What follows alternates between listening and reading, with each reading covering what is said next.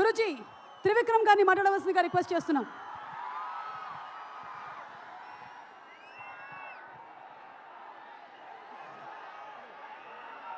అందరికీ నమస్కారం. ఈరోజు గుంటూరు రావడానికి 2 కారణాలు ఉన్నాయి. ఒకటి, ఈ సినిమా పేరు గుంటూరు కారం. రమణగాడు మీవాడు, మనందరి వాడు.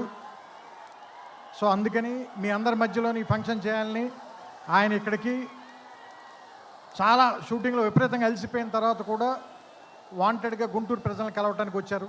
సో అందుకని మీరు కొంచెం డిసిప్లిన్ పాటిస్తారని, పోలీసు వారికి సహకరించాలని మనస్ఫూర్తిగా కోరుకుంటున్నాను.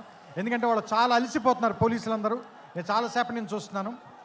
చాలా త్వరలో మీకు ఉంచేద్దాం ఈ విషయాన్ని. రెండో విషయం, సూపర్ స్టార్ కృష్ణ గారు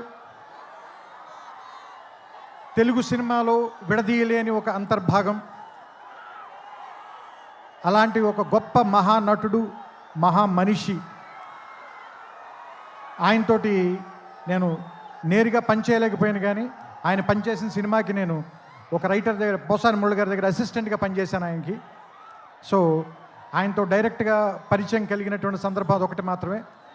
ఆ తర్వాత నేను అతడు కలేజాల సినిమాలు తీసినప్పుడు ఆయనతో మాట్లాడడం, ఆయనతో గడిపిన ప్రతి క్షణం కూడా నాకు చాలా చాలా చాలా అపూర్వమైంది, అమూల్యమైంది. సో అంత గొప్ప మనిషికి పుట్టినటువంటి మహేష్ గారు ఇంకెంత అదృష్టవంతులు అని అప్పుడప్పుడు అనిపిస్తూ ఉంటుంది. ఎందుకంటే ఆయన కొడుకుగా ఆయన్ని ఒక్కొక్కసారి నాకు అనిపిస్తుంది, ఆయన వెంచర్ చేయలేని సినిమాలు అన్నిటినీ వెంచర్ చేయటానికి, ఎక్కువ అడ్వెంచర్ చేయడానికి రెడీగా ఉండేటువంటి యాక్టర్ అనిపిస్తుంది ఆయన. అండ్ ఒక సినిమాకి 100% పనిచేయాలంటే 200% పనిచేసే హీరో ఎవరైనా ఉన్నారంటే మహేష్ గారు. ఇది చెప్పడంలో మాత్రం తెలుగు ఇండస్ట్రీలో ఎవ్వరు కూడా వెనక్కి తిరిగి చూడరు, ఈ మాట చెప్పడానికి ఎవరు కూడా.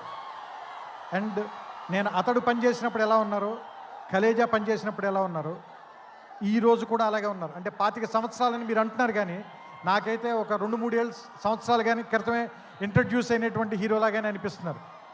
చూడ్డానికి అంత ఎంగగా ఉన్నారు, మనసులోనూ అంత ఎంగగా ఉన్నారు, పర్ఫార్మెన్స్లో కూడా అంత నూతనంగా, అంత యవ్వనంగానే ఉన్నారు.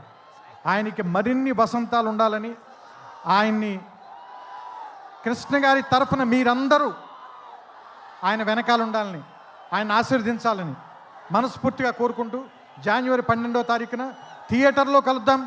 ఈ సంక్రాంతిని చాలా గొప్పగా జరుపుకుందాం, ఆనందంగా జరుపుకుందాం, రమణ గారితో కలిసి జరుపుకుందాం. Thank you. నమస్కారం.